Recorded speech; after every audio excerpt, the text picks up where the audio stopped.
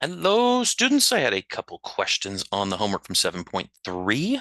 So I'm going to jump in here and move to part B, where our assignment is. Okay. And let's see what we have. Questions 6, 8, 12. 6, 8, 12, and then MC 6B. So let's take a look at these. So 6. Let's see, and it said 6H. So find the decimal representation for 4/19. So again, 4/19. I'm not going to do 4/19. I want you to do 4/19. Okay, but I will do 5/19. Okay, 5/19. So if I was doing that, I would get a calculator. Again, I'm going to do 5/19. So I'm going to clear this off. And I'm going to put in 5/19. And it looks like it continues for a while. Worst case scenario is 18 digits. So I'd get a little white space here, and I'd put in what I know. I'm looking for a repeating remainder. If I have that, I know it has to terminate. So 5/19 goes into 5. Notice my first remainder, if I was to drop this down, would be a 5 because I'd subtract 0 and get 5. So I start with a 5. I need to have a remainder of 5. At the end. That's what I'm looking for. So 5 point and a whole bunch of zeros. So now I'm going to use 0 point. Let's see here. I'm not going to trust my last digit. Again, your calculator may not have as many, so you might have to do one more step than me, but it's going to be very, very similar. I'll go one digit back. I'll go here. 1, 2, 3, 4, 5, 6, 9, 10. Okay, so I have 10 digits here. So 2, 6, 3, 1, 5, 7, 8, 9, 4, 7. Okay, 1, 2, 3, 4, 5, 6, 7, 8, 9, 10. When I multiply this by 19, I'm going to get a number that's super close to 5. Okay, super close. But let's come over here and try it. So I'm going to do 0.26, 3, 1, 5, 7, 8, 9, 4, 7. I'm going to multiply that by 19, and there it is. Okay, so what do I have here? I have 4.9999. 9999, and then another 9999. So 4 more, 9999, and then 93, 93. So again, this 5 would have all zeros out to here. All those are zeros. If I subtract, I end up with 7. So my remainder is now 7. That does not match the 5, but I'm off and going. So what I do is now, instead of 5/19, I'm going to do 7/19. Okay, now just take a look here.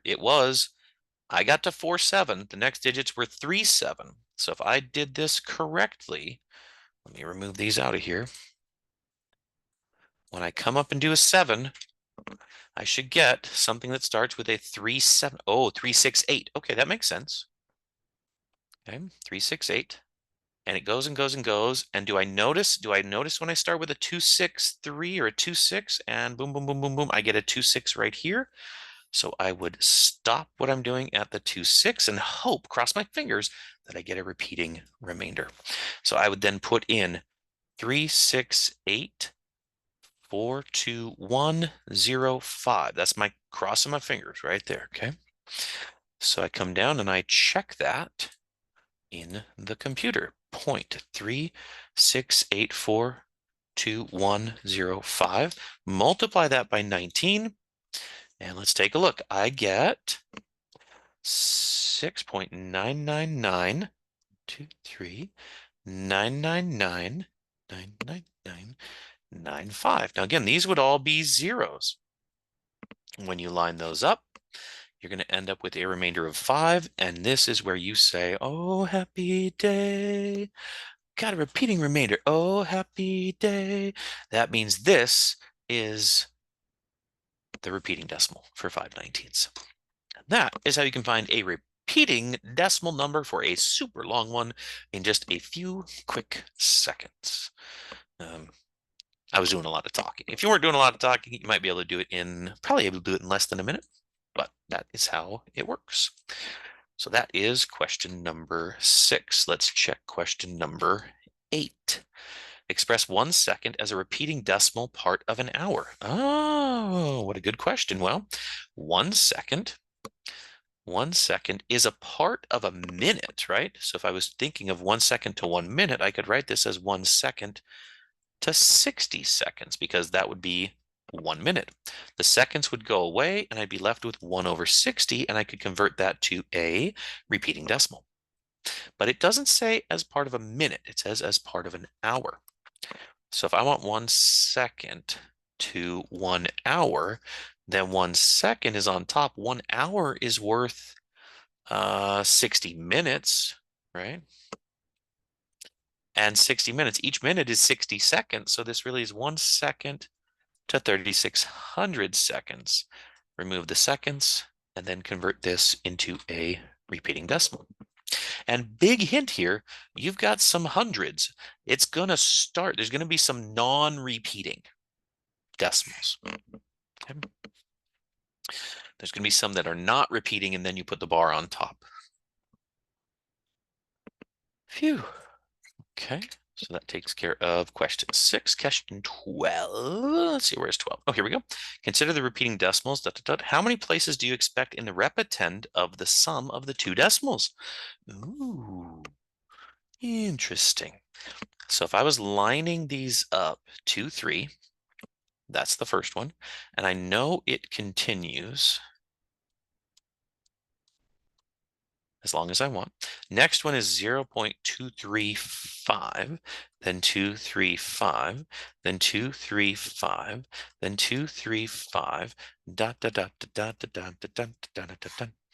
So if I'm adding these up, looks like I get 8, 5, 5, 7, 6, 4, 8, 5, 5, 7, 6, 4. Oh,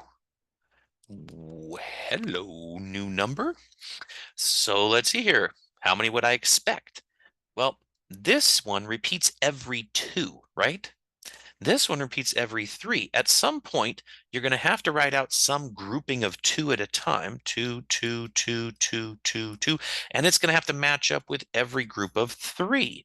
3, 3, 3, 3. And what I hope you notice is that they do match up here, because what you're really looking for is a multiple of 2, because you're taking 2 at a time here, and a multiple of 3, because you're taking 3 at a time here.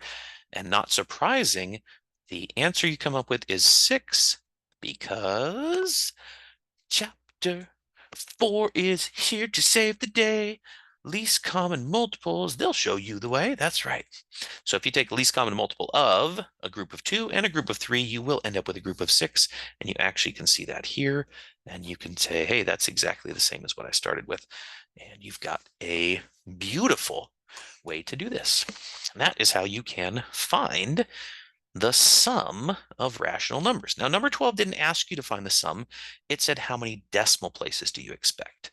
And so you get to use that knowledge that we had from back in chapter 4 about least common multiples and say, hey, actually, there is a way we can do this. Love connections. Absolutely love it. Okay, there we go. Let's see here. And then MC, the question was on 6B. MC 6B. Multiply each of the following, giving your answer as a decimal in simplest form. 6B. Well, there's A part 2. Okay, so B. Explain whether the traditional algorithm for multiplying decimals can be used for multiplying repeating decimals.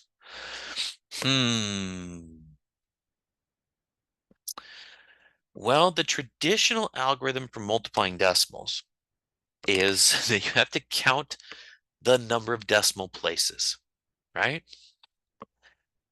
You tell me. Now notice that if you think of it as the hops that Jenna was talking about in class, you could think of it that way. So if I had 2.5 times 0.1, I would say 1 decimal place and 1 decimal place, multiply 25 times 1, and then say these 2, I need to move it back and end up with 0.25. The problem is when you have 0.3 repeating is, remember, that's 3, 3, 3, 3, 3, 3, dot, dot, dot, dot, dot, forever. So when you have that and you say, well, how many decimal places? I can't come down and write there's one decimal place or there's two decimal places. There would be infinitely many decimal places. So our traditional algorithm is not going to work here. There's just no way that we can use that cool count the decimal, do the hops type of thing. We just can't. So can they be multiplied? Absolutely, they can be multiplied. They just can't be multiplied with the traditional algorithm. Okay. Which is why, although strange, I know some of you say you really don't like fractions. It's going to be so much easier, right, to multiply fractions like 0.125. I want to multiply that by 0.4 repeating, right? You're like, why? Well, stop. 0.125, that's 125 over 1,000. That's the fraction for 1/8. Multiply by 4.4 repeating, which is 4/9. And you multiply fractions by multiplying straight across. This is actually like I'm done right now. The answer is 470 seconds. That's it. As a matter of fact, if I was paying attention, which I was going quickly to kind of say, hey, check how quick this can be, the 4 and the 8 go away. So you actually end up with 1/18th. Yeah, you could have 1/18th. Now, if you look at 1/18th and you're like, well, how could I turn that into a decimal, Scott? I really want it in decimal form. Well, knock yourself out. You know how to do that now to do the division. But you could also say 1/2 is out in front, and that's the same as 5/10. So 5/10 times 4/9. When you multiply this, you could think of it as 1/10 times 20 over 9. Just combine the 5 times 4 is 20 and leave a 1/10 floating out in front. 9 goes into 22 times and 2 with 2 remaining. So 2 and 2/9, which is 2.2 forever. And that is what we will end up with here. So 1/18th would be 0.1/10 to 2 bar forever. Yeah, that's kind of cool. I like it. Now you can go check yourself if you wanted to. So let's just see here.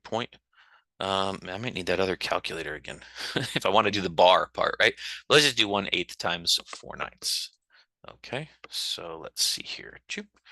1/8 times 4 over 9.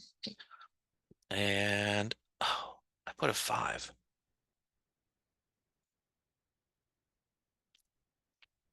Yeah, 1/8 times 4/9 gives me 0.055555. Okay, so now this is actually good. It's good for you to see every so often I go too quick. Maybe it'll encourage you to slow down as well. So let's see here. I do end up with 1/8 times 4. 4 goes in there 1/2, so that's 1/18th. And 1/18th, let's see here.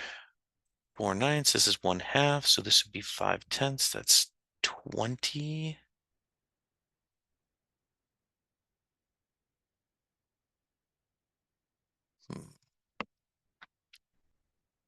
Oh, I simplified the 4 like a dink. You see what I just did right there? I crossed the 4 out up here and I didn't cross it out down here. So I'd actually end up with 5/9. Let me change color because that color is horrible. I'd actually have 5/9 times 1/10, and 5/9 is just 0.5 with the bar repeating. When I do 1/10 of that, I get 0.05 repeating. And there you go. So that matches with what we had in Desmos. If I was going just a tiny bit slower, I probably would have caught it and just going too quick. I wrote down 4/9 from the start instead of the simplified version that I have. So there you go. That is how you can handle these amazing things called repeating decimals. Yes, I will be giving you questions on the test. I will ask you to look at a fraction and tell whether it repeats or terminates. I'll ask you to tell me how many digits until it does start repeating, which comes back with your 2s and 5s. Really nice connections can be made here. All right, that's it for now. Off you go.